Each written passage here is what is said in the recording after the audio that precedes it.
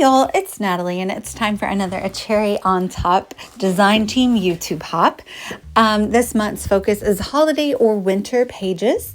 I have this beautiful red 49 Market painted earth paper from the Wherever collection, and I have this Santa paper from the Simple Vintage Holly Jolly collection by Simple Stories. We're going to do some mixed media on here and scrapbook my boys and my nephew with Santa last year. A few weeks ago, I scrapbooked a naughty Santa, a very mean Santa, and so this was our redemption Santa.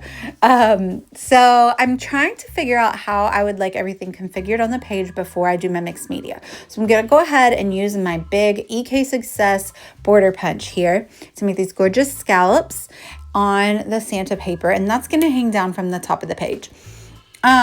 I didn't really intend this, but if you look back a few videos at the page I was talking about, they'll sit opposite one another, but it actually has a piece at the top and tells the story down at the bottom. And so they kind of mimic each other, and I didn't really intend for that to be the case, but look at there. That's just what hit me just now. So I'm figuring out where I want my title, and it's going to go kind of there at the bottom between the photos, and it's going to say Santa Squad. And now I'm showing you, I'm going to work on the background. So I have a brand new tube of matte texture paste by Ranger. It's my favorite one. And so I went ahead and just scooped some out onto my glass mat because I don't want to mix anything into it. And I'm using powdered pigments. So that's actually green. It's an olive green from Brushos. And I also have some Color Sparks by Ken Oliver, I think is his name. But I promise that orange turns green when you activate it with water. So what I'm doing is I'm spreading the texture paste on this cute little Tim Holtz poinsettia stencil. And before I pull the stencil up, I'm going to sprinkle on the powders. So since I'm mixing those two green colors together, I'm using like a dry paintbrush.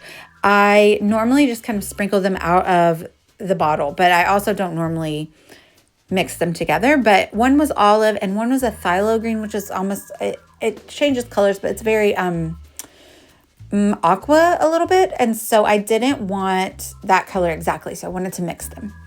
I fully cleaned my stencil off before I started doing this other side, because if I had taken the texture paste onto the dirty stencil, then it would have wiped the green in. And right now I'm going for the pixelated look. So when you sprinkle it on top of the texture paste before you remove the stencil, you get all these lovely little pixels of the color that are kind of isolated onto the texture paste, and they're not blended in.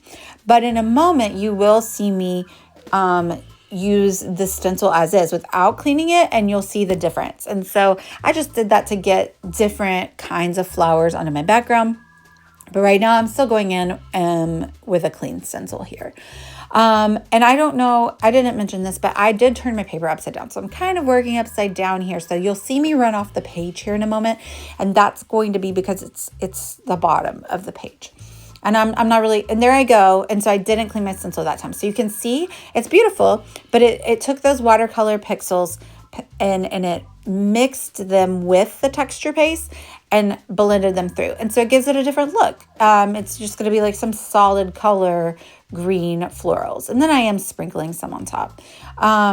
Very mixed media, very whatever happens will happen kind of thing. And so there's still some white, which I think is fun. I'm very glad with how this turned out. I like the streaks of white. I like the beautiful greens. I like the pixelated look. I like the mixed look. And so having a mixture of all of it is good for me. And so now I'm just kind of going in and making sure that I don't have it too square. I don't want a straight line all the way across the top.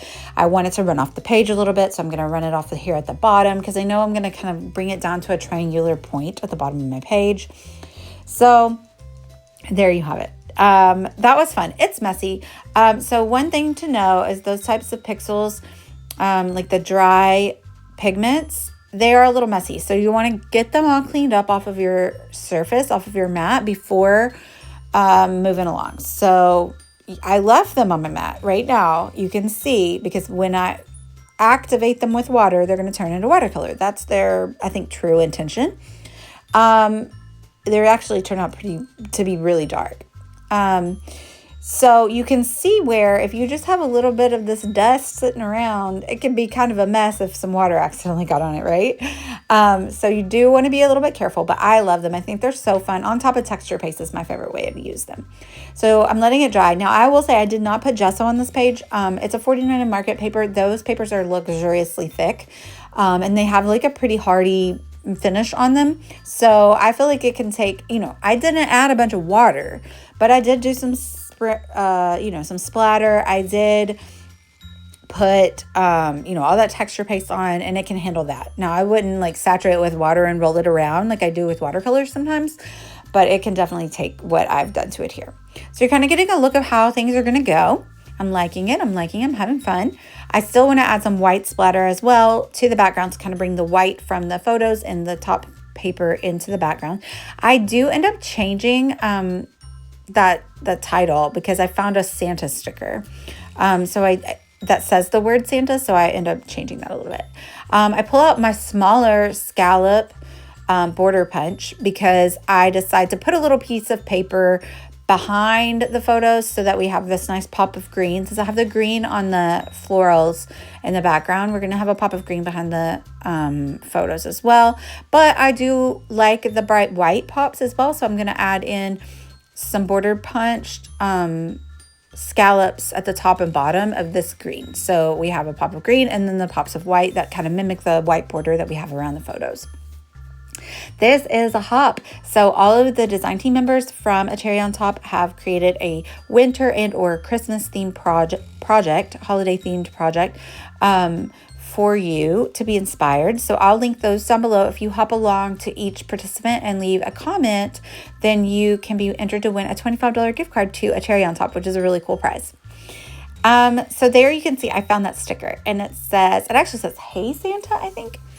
So it's good. So the whole title will say Hey Santa Squad. And that squad, those are alphas from Paige Evans' Christmas collection from last year. And they're like a red foil. So I set them on top of a little stamped label to help them stand out from the red background paper.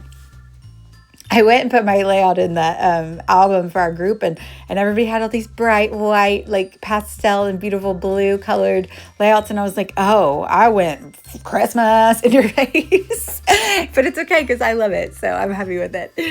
I love that Santa paper is so cute. And our Santa, oh gosh, he was so cute. So my first page was about how this Santa had his tinsel in a tangle at the school where we went to get the boys' pictures taken. And he was grumpy. And there was even like pictures to prove it. And then my sister-in-law found this guy in her neighborhood who just sits out.